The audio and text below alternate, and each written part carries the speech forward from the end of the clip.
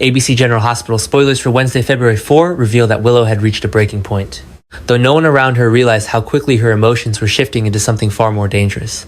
The moment she learned that Drew Kane would finally be released from medical supervision and brought home, something inside her snapped into focus, a desire not to support him, but to contain him.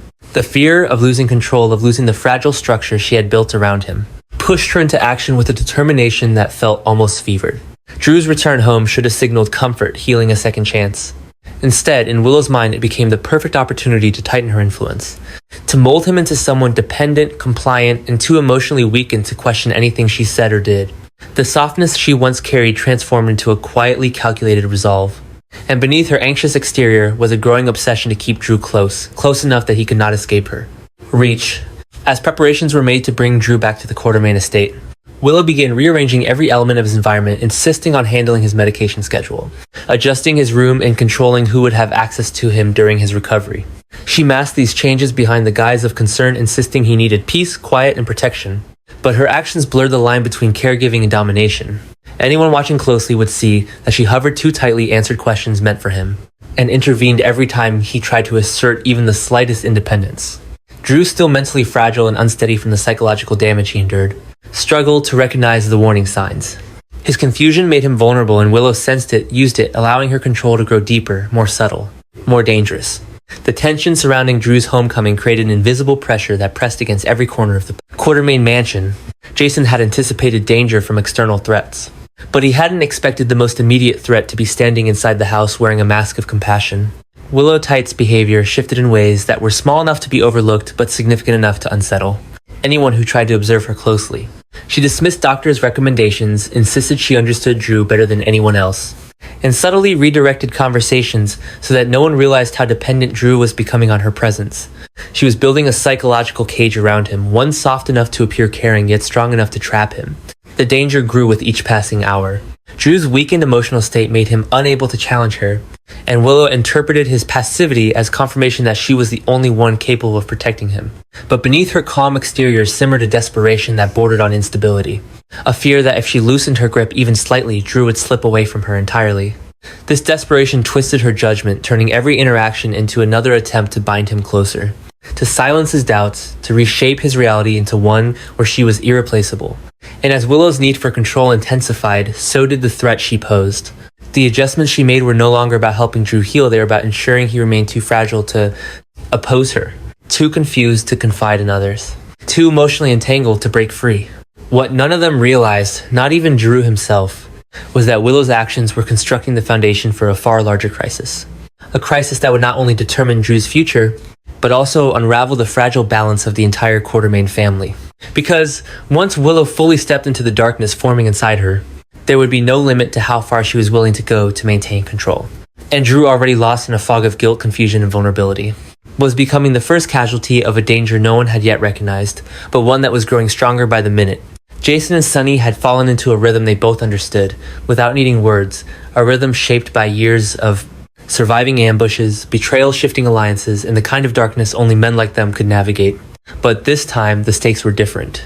The adjustments they were making were not aimed at a rival family or some territorial threat. They were aimed at dismantling a shadow operation that had nearly destroyed Britt, imprisoned Anna, and now loomed over Drew like an unspoken death sentence.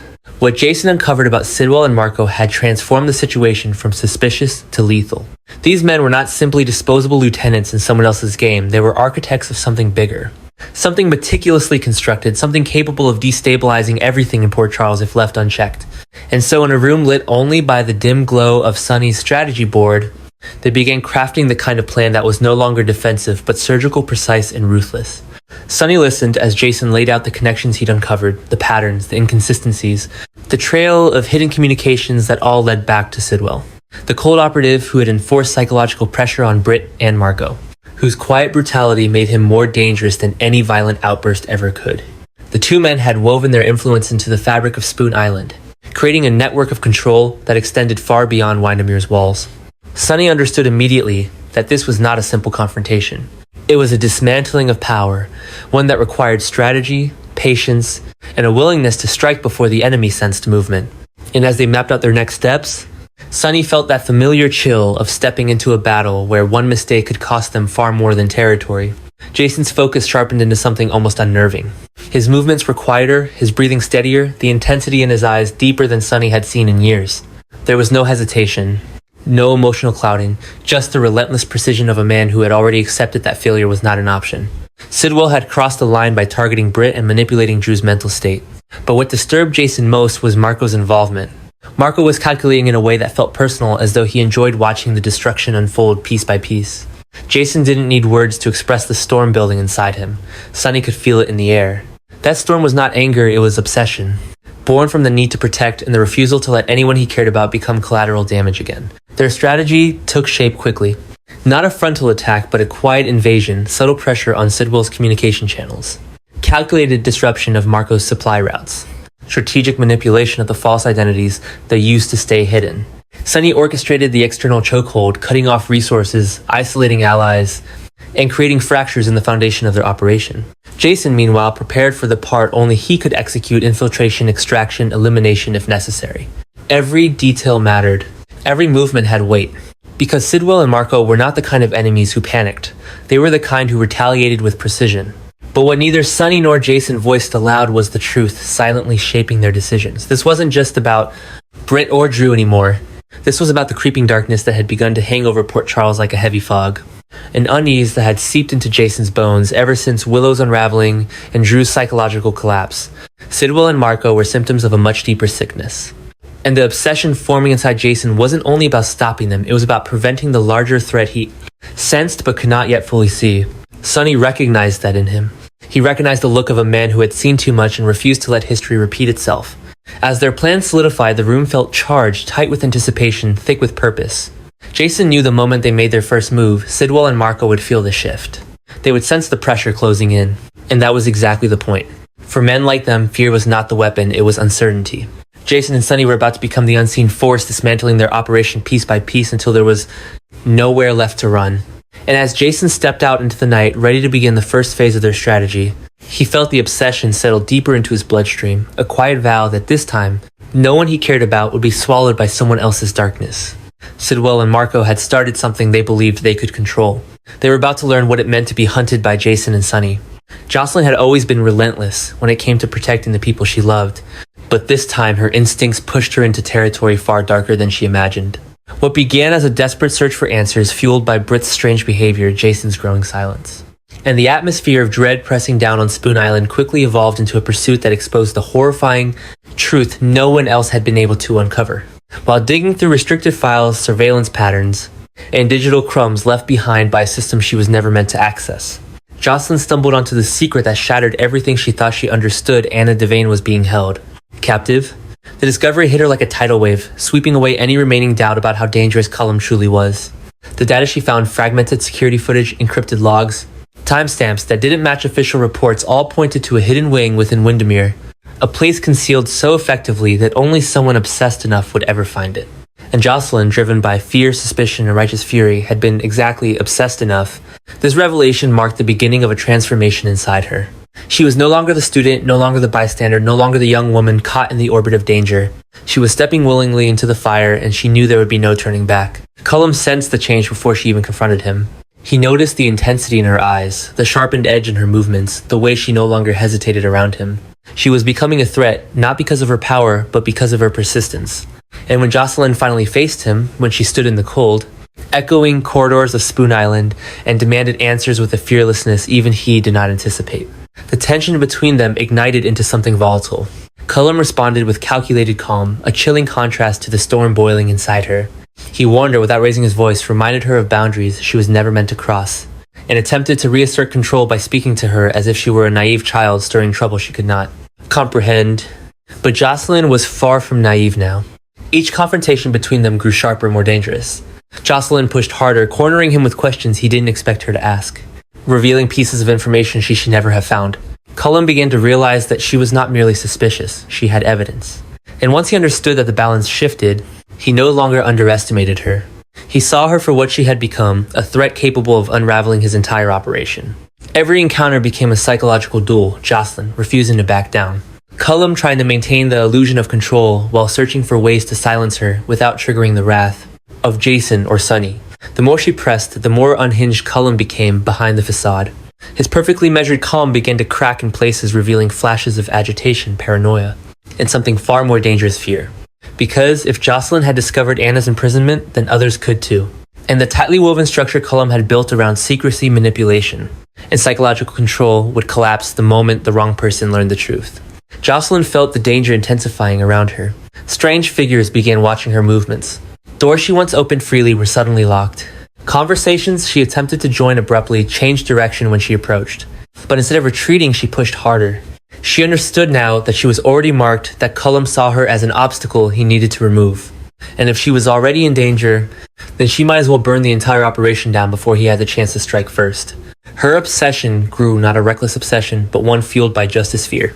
And the unshakable knowledge that Anna was running out of time. Jocelyn knew she had stepped into a madness far bigger than she was prepared for. But she also knew something Cullum underestimated. She was not alone. Jason was watching. Sunny was preparing. In the moment Jocelyn revealed the truth she had uncovered, the war would officially begin. Cullum believed he controlled the narrative. Jocelyn had just proven the opposite.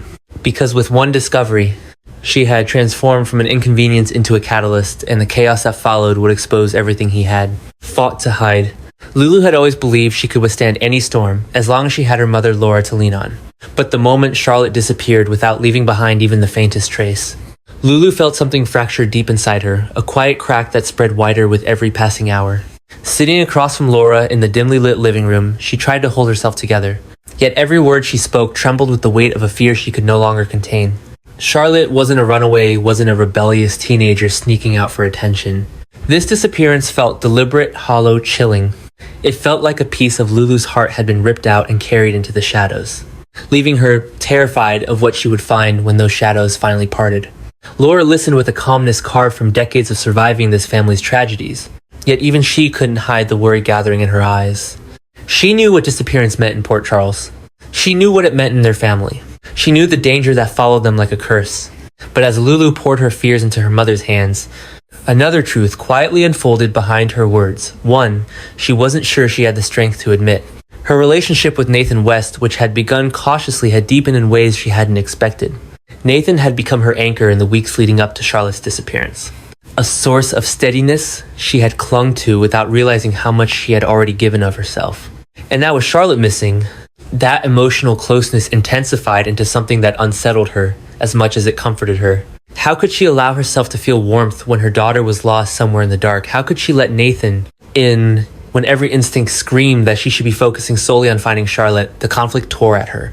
Guilt and longing, becoming opposing forces, pulling her in two different directions. Laura noticed the shift in Lulu's voice, the hesitation woven between her sentences. And she realized this disappearance was not the only thing unraveling Lulu's composure. Something deeper was happening, something emotional, something unexpected. Lulu confessed that Nathan had been by her side in ways no one else had dared to be, offering solace when she felt herself drowning, giving her a sense of safety she hadn't experienced in years.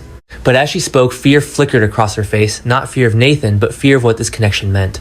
If Charlotte's disappearance continued to spiral, the relationship could become a lifeline or a vulnerability. And Lulu didn't know which terrified her more. Every moment without news pushed Lulu further toward emotional collapse. She could barely sleep. Every phone call made her jump. Every shadow reminded her of all the enemies she had collected over the years. She feared that someone had taken Charlotte not by accident, but purposefully to punish her, to weaken her, to pull her into a game she didn't yet understand. And as Lulu's panic grew sharper, her bond with Nathan intensified. His presence steadied her racing thoughts. Yet part of her feared that losing Charlotte would destroy any future they might have. How could she give her heart to someone when her daughter's fate hung in the balance? How could she allow herself to rely on Nathan emotionally when she knew what devastation felt like? Laura tried to reassure her, tried to convince her that Charlotte would be found. That love, especially unexpected love, often appeared during the darkest moments. But Lulu felt torn apart by the dual storms converging in her life, the terror of a missing child and the fragile, growing affection for a man she never intended to fall for. The contradiction gnawed at her. She feared that the universe was testing her, pushing her into emotional territory she wasn't prepared to navigate. Yet beneath all the confusion, one truth pulsed like a drumbeat: everything was changing. Charlotte's disappearance was only the beginning. Lulu's feelings for Nathan were accelerating faster than she could control. And the intersection of these two crises was building toward a revelation she could neither avoid nor delay. As Laura held her daughter, offering comfort that felt both familiar and insufficient, Lulu understood that her world was shifting into a new phase one, filled with danger, emotional upheaval, and choices that would reshape the future. The shock was not just that Charlotte was missing. The shock was that Lulu's heart was no longer steady, no longer guarded. And in the chaos of fear and forbidden longing, she sensed that the story was only just beginning. Nathan had never been a man who allowed his emotions to spill out easily, but the weight pressing against his chest finally became too heavy to carry alone. Sitting across from his sister Nina, he let the barriers he had built begin to crack. He spoke quietly at first, recounting the recent storms that had swept through his life, Charlotte's disappearance, Lulu's fear, Laura's growing desperation, but soon his voice carried something deeper, something more fragile. Nathan admitted that he had become emotionally entangled in ways he never intended. Trapped between his loyalty as a protector and feelings he could no longer deny for Lulu, what began as support during her crisis had spiraled into a connection that now felt unavoidable.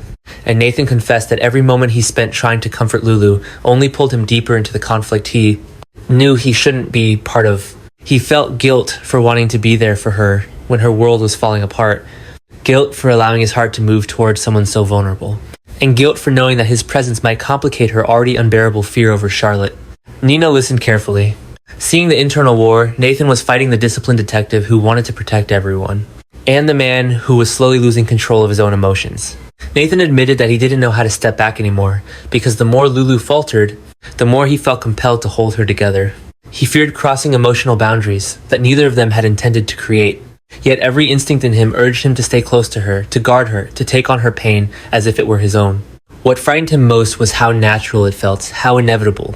Nina recognized the look in her brother's eyes, the look of someone falling into a love shaped not by timing or logic, but by crisis proximity and the fragile humanity that surfaces when two broken people collide. Nathan feared that if Lulu leaned on him too heavily, she would unravel, and if he pulled away, she would break.